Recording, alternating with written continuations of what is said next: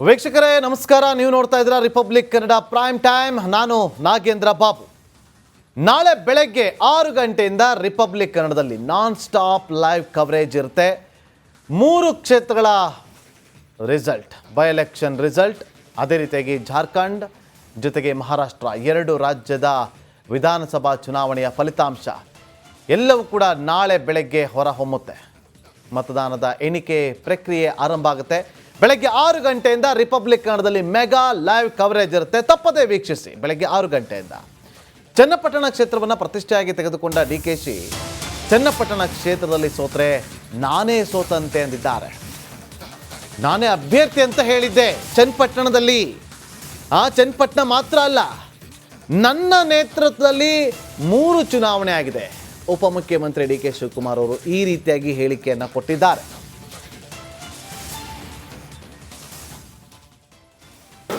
ಹೌದು, ನಾನೇ ಕ್ಯಾಂಡಿಡೇಟ್.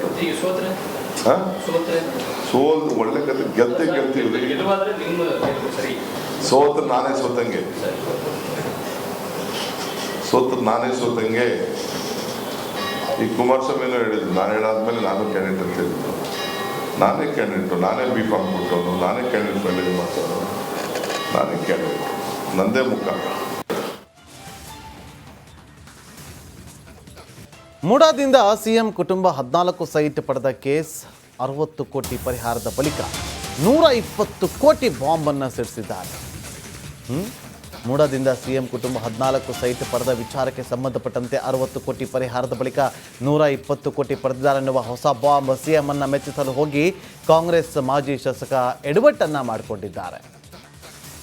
ಸಿದ್ದರಾಮಯ್ಯವರ ಪ್ರಕರಣ ಏನೇನು ಅಲ್ಲ, ಅವರ ಹೆಸರಿಗೆ ಮಸಿ ಬಳಿಯುವ ಕೆಲಸ ಮಾಡ್ತಿದ್ದಾರೆ.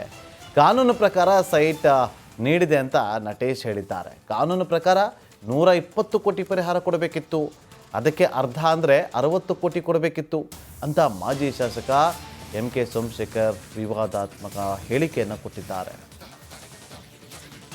ಪತ್ನಿಗೆ ಡೆವಲಪ್ಡ್ ಏರಿಯಾ ಕೋರ್ಟ್ ಆದೇಶದ ಪ್ರಕಾರ ಕೊಡಂಗಿದ್ದಿದ್ರೆ ಅದು 120 ಕೋಟಿ ಕೊಡಬೇಕಾಗಿತ್ತು. ಇಲ್ಲ 50% ಕೊಡ್ತೀನಿ ಅಂದ್ರೆ 60 ಕೋಟಿ ಕೊಡಬೇಕಾಗಿತ್ತು. 14 ಕೋಟಿಗೆ 14 ಸೈಟ್ ಕೊಟ್ಟಿರೋದು ಏನೇನೂ ಅಲ್ಲ. ಆ ಪ್ರಾಮಾಣಿಕವಾಗಿ ಇರೋದನ್ನೇ ಸಿದ್ದರಾಮಯ್ಯನವ್ರ ಮೇಲೆ ಯಾವ ಕಪ್ಪು ಚುಕ್ಕೆನೂ ಇಲ್ವಲ್ಲ ಅಂತೇಳಿ ಆ ಹಿನ್ನೆಲೆನೆಲ್ಲ ತೆಗೆದು ಅದನ್ನೇ ದೊಡ್ಡದು ಮಾಡಿ ಇಡೀ ದೇಶದಲ್ಲಿ ದೊಡ್ಡ ಪ್ರಚಾರ ಕೊಡ್ತಾ ಇದ್ದಾರೆ. ಅಲ್ಲಿ ಯಾವ ಅನ್ಯಾಯನೂ ಆಗಿಲ್ಲ. ಸಿದ್ದರಾಮಯ್ಯನವ್ರ ಪತ್ನಿಗೆ ಡೆವಲಪ್ಡ್ ಏರಿಯಾ ಕೋರ್ಟ್. ಕೊರೋನಾ ವಿಚಾರವಾಗಿ ನ್ಯಾಯಮೂರ್ತಿ ಮೈಕಲ್ ಡಿ ಕುನ್ನಾ ಅವರು ವರದಿಯನ್ನು ಕೊಟ್ಟಿದ್ದರು ಸರ್ಕಾರಕ್ಕೆ. ಆ ವರದಿ ವಿಚಾರವಾಗಿ ಪ್ರಹ್ಲಾದ್ ಜೋಶಿ ಅವರು ಒಂದು ಹೇಳಿಕೆಯನ್ನು ಕೊಟ್ಟಿದ್ದರು. ಅದು ವಿವಾದದ ರೂಪವನ್ನು ಪಡೆದುಕೊಂಡಿತ್ತು. ಅದಕ್ಕೆ ಈಗ ಅವರು ಕ್ಷಮೆ ಕೇಳಿದ್ದಾರೆ. ಕೋವಿಡ್ ಚಿಕಿತ್ಸೆಗೆ ಸಂಬಂಧಿಸಿದ ವರದಿ ಬಗ್ಗೆ ವಿವಾದಾತ್ಮಕವಾದಂಥ ಹೇಳಿಕೆಯನ್ನು ಕೊಟ್ಟಿದ್ದರು. ಹಾಗಾಗಿ ನ್ಯಾಯಮೂರ್ತಿ ಮೈಕಲ್ ಡಿ ಕುನ್ನಾ ಅವರಿಗೆ ಖುದ್ದು ಪತ್ರವನ್ನು ಬರೆದು ಕ್ಷಮೆ ಯಾಚಿಸಿದ್ದಾರೆ. ಪತ್ರ ಬರೆದು ಕ್ಷಮೆ ಕೇಳಿದ್ದಾರೆ ಕೇಂದ್ರ ಸಚಿವರಾಗಿರುವಂಥ ಪ್ರಹ್ಲಾದ್ ಜೋಶಿ ಅವರು. ವಿವಾದಾತ್ಮಕ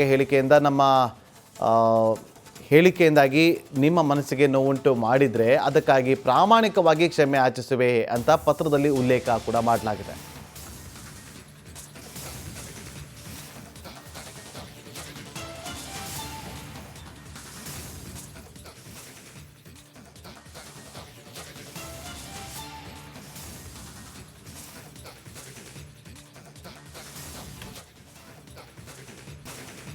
ಉಪಸಮರದ ಫಲಿತಾಂಶಕ್ಕೆ ಕೌಂಟ್ ಡೌನ್ ಶುರುವಾಗಿದೆ. ಸೋಲು ಗೆಲುವಿನ ಲೆಕ್ಕಾಚಾರದಲ್ಲಿ 3 ಕ್ಷೇತ್ರಗಳ ನಾಯಕರಿಗೆ ಢವ ಜೋರಾಗಿದೆ.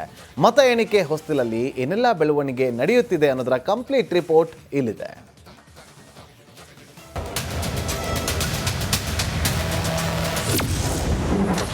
ಉಪಚುನಾವಣೆ ಫಲಿತಾಂಶಕ್ಕೆ ಕೌಂಟ್ ಡೌನ್. 3 ಕ್ಷೇತ್ರಗಳ ಅಭ್ಯರ್ಥಿಗಳಿಗೆ ಟೆನ್ಷನ್. ರಾಜ್ಯದ 3 ಕ್ಷೇತ್ರಗಳಲ್ಲಿ ಉಪಚುನಾವಣೆ ಮುಗಿದಾಗಿದೆ. ಫಲಿತಾಂಶಕ್ಕೆ ಇಡೀ ಕರ್ನಾಟಕವೇ ಎದುರು ನೋಡ್ತಿದೆ. ಒಂದೊಂದು ಕ್ಷೇತ್ರವೂ ಪರಸ್ಪರ ಪ್ರತಿಷ್ಠೆಯಂತೆ ಕಾಣ್ತಿದೆ. ನಾಳೆಯತ್ತ ನಾಯಕರ ದೃಷ್ಟಿ ನೆಟ್ಟಿದೆ. ಚನ್ನಪಟ್ಟಣದಲ್ಲಿ ಗೊಂಬೆ ಆಡಿಸೋದ್ಯಾರು? 3 ಕ್ಷೇತ್ರಗಳ ಪೈಕಿ ತೀರಾ ಹೈ ವೋಲ್ಟೇಜ್ ಅನಿಸ್ತಾ ಇರೋದು ಚನ್ನಪಟ್ಟಣ ಪಾಲಿಟಿಕ್ಸ್.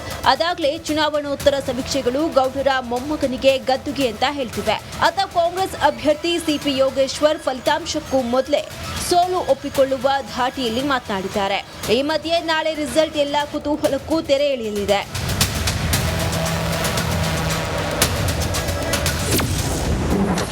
ಸಂಡೂರಿನಲ್ಲಿ ಅನ್ನಪೂರ್ಣ ವರ್ಸಸ್ ಬಂಗಾರು. ಅತ ಗಡಿನಾಡು ಬಳ್ಳಾರಿ ಅಖಾಡಕ್ಕೆ ಜನಾರ್ದನ ರೆಡ್ಡಿ ಇಳಿದಾಗಿದೆ.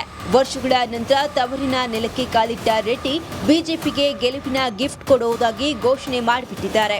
ಅತ ತಮ್ಮದೇ ಭದ್ರಕೋಟೆಯಾಗಿರುವ ಸಂಡೂರಿನಲ್ಲಿ ತಮ್ಮ ಕುರ್ಚಿ ಮೇಲೆ ಪತ್ನಿ ಅನ್ನಪೂರ್ಣ ತುಕಾರಾಂ ಅವರನ್ನ ಕೂರಿಸಲು ಹವಣಿಸುತ್ತಿದ್ದಾರೆ. ಇಲ್ಲಿ ಯಾರ ಆಸೆ ಫಲಿಸುತ್ತೆ ಅನ್ನೋದು ನಾಳೆ ಫಲಿತಾಂಶದ ಮೇಲೆ ನಿರ್ಧಾರವಾಗಲಿದೆ.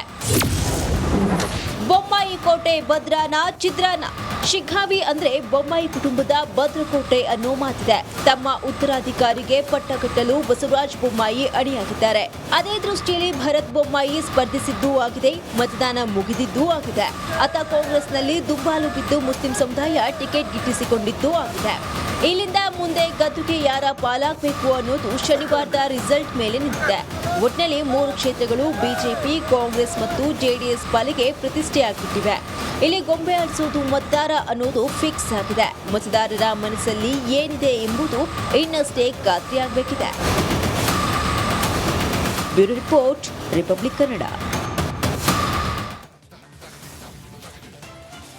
ನಾಳೆ ಕರ್ನಾಟಕ ಉಪಚುನಾವಣೆಯ ರಿಸಲ್ಟ್ ಜೊತೆಗೆ ಮಹಾರಾಷ್ಟ್ರ, ಜಾರ್ಖಂಡ್ ವಿಧಾನಸಭೆಯ ಚುನಾವಣೆಯ ಫಲಿತಾಂಶ ಹೊರಬೀಳಲಿದೆ. ಆದರೆ ಮಹಾರಾಷ್ಟ್ರದಲ್ಲಿ ಈಗಲೇ ಕುರ್ಚಿಗಾಗಿ ಜೋರು ಯುದ್ಧ ಶುರುವಾಗಿದೆ.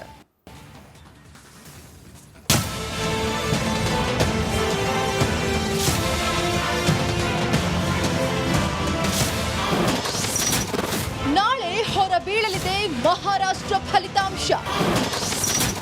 ಅಘಾಡಿ ಮಹಾಯುತಿಯಲ್ಲಿ ಸಿಎಂ ಕುರ್ಚಿ ಫೈಟ್.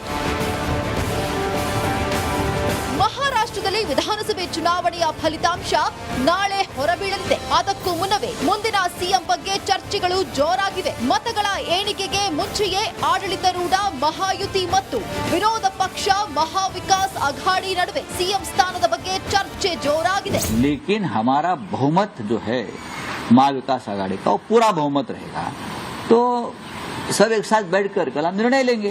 ನಾಳೆ ಬೆಳಿಗ್ಗೆ ಮತ ಎಣಿಕೆ ಆರಂಭವಾಗಲಿದ್ದು ಮಹತ್ವದ ಗೆಲುವಿನತ್ತ ಸಾಗುತ್ತಿರುವ ವಿಶ್ವಾಸವಿದೆ. ನಮ್ಮ ಪಕ್ಷದಿಂದ ಸುಮಾರು 160ರಿಂದ 165 ಶಾಸಕರು ಆಯ್ಕೆಯಾಗಲಿದ್ದಾರೆ ಎಂದು ಶಿವಸೇನೆ ಉद्धವ್ ಠಾಕ್ರೆ ಬಣದ ಸಂಸದ ಸಂಜಯ್ ರಾವತ್ ಹೇಳಿದ್ದಾರೆ. एक बात यह है कि कल सुबह से नतीजे आएंगे.